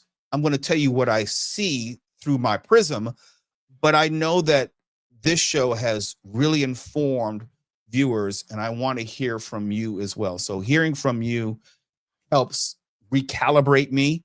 I've been off the air for about a month or so I'm getting my footing, but this has been a wonderful opportunity to talk politics in a longer format. I did some TV with Good Day LA and also Spectrum News, and I posted at Mr. Mo Kelly. You can find me anywhere, but it's not the same as being able to sit down and have these long form conversation discussions, like with David Katz, like with you, Kim, like with Albert, talking about the shutdown and air traffic controllers and the reality of how all these issues, they're not abstract. They're real. They affect real people like you and me, and we should have real conversations about them. Not the histrionics, not the performative stuff that you may see on both cable news and in Washington, but also real conversations. When I get off here, I help teach martial arts, and I'll probably, but I'm saying, like, give you an example. When we talk about immigration, and I go to my martial arts dojang, which is Korean for studio, and I see the students who are mostly Latino, and I talk to their parents about how they're afraid to come to the studio because they're worried about the immigration raids here in Los Angeles. when I talk about these things, I'm talking about it because hopefully I'm giving a voice to the people who are not here, who are concerned about our city, our state, our country, but don't have an outlet in which to express it. And that's where I think my responsibility comes in. I am very big on if you mistreat people, if you mistreat women or children, then I have a problem with you. And right now, this country is mistreating people. We can disagree on a lot of the issues, but we don't need to demonize people in the process. And we're now at a point where we have devalued people. And I hate that. Again, I don't like using that word, but it's appropriate here. I hate that for this country. Because when I talk about immigration reform, and ICE raids, I'm talking about it with respect to people that I know personally, who are dealing with this personally. And a lot of our conversations are from a distance. You know, you want to talk about ICE and immigration, but you don't have anyone in your family, you don't have anyone in your neighborhood, you don't have anyone in your sphere of influence who are directly being impacted. And I'm very, very big on prepositions. Don't just talk about people, talk with people, talk to people, talk about the things that are important to them. You know, I'm loath to talk about race because a lot of times people don't want to talk about race. They just want to talk about what they feel about race. They're not interested in talking to African Americans about how we feel about race or how we're experiencing race. So when I'm talk about it, if I should talk about it, it's going to be from a very personal and knowledgeable standpoint and how it affects real people. And for my remaining time on this show or subsequent Mark Thompson shows, that's going to be my approach. That is my call to action. That is my responsibility. And hopefully everyone will come along in this journey with me. I'm converted. I'm already a Mo Kelly fan. You got me. Luis with another 5. He says America chronically refuses to ever accept responsibility for actions and consequences. Instead, we get rewriting history. Look at what's happening at museums, writes Luis. Yeah. Oh, he's not wrong. He's not wrong. Harry with a couple bucks. Love Mo. Tell Mark not to hurry. No, Mark, hurry back. This is your show. And then Jim, at the very beginning of the show, before we even came on the air, said, "I don't love the smell of onions and mustard in the morning." Hashtag DC sandwich trial, which is pretty funny. If you've looked at the testimony and the transcripts of the testimony from that trial, the guy who had the sandwich thrown at him said he could smell the mustard and feel it through his Kevlar vest or whatever. That was pretty funny. Thank you, Jim. Thanks to everyone for contributing to the show. We really appreciate the support. This is, I guess, where I say thank you until tomorrow. Thank you until tomorrow. Yeah. We have a Law and Disorder, and I have to tell you, it's a preview. Mo, do you know what the security password before the break-in was at the Louvre? I read this. I do know it's Louvre. Yeah. Maybe they could have beeped that up a little bit. We'll talk more about that tomorrow. We've got some great guests lined up for tomorrow as well. It's going to be an amazing Friday show. Michael Schur will be here. The Culture Blaster, Michael Snyder, will be here. And of course, we'll introduce Mo to Friday Fabulous Florida. I've been told I better not mess that up. You're going to love it. It's going to be good. Bye, y'all. Until tomorrow. Bye, everybody. After Party Live is next. See you there. Bye-bye.